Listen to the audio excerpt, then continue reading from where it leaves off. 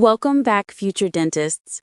Today, we're looking at the final step after a root canal treatment, restoring the treated tooth. Here's our roadmap: why restoration matters, the types of restorations, key principles like ferrule and cuspal coverage, timing, and a quick quiz to test your knowledge. Let's get started. Why restoration matters.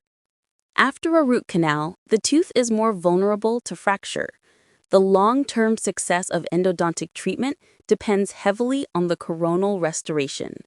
Without proper restoration, even a perfectly treated canal can fail. Types of restoration. For molars, cuspal coverage is essential. This means a crown or onlay that covers the biting surfaces, protecting the tooth from fracture under chewing forces. Premolars and anterior teeth may sometimes need less coverage, but strength and protection are key. Key principles: Ferrule Effect. A ferrule of at least 2 millimeters improves the survival of the restored tooth. The ferrule is the band of tooth structure that the crown grips. Think of it as a safety belt for your tooth. Without enough ferrule, the tooth is more likely to fracture under stress. Timing of restoration. Delay in placing the final restoration reduces the success of root canal treatment. The sooner a quality crown is placed, the better the long-term prognosis. Summary or mind map review. To recap, after RCT, the tooth needs protection.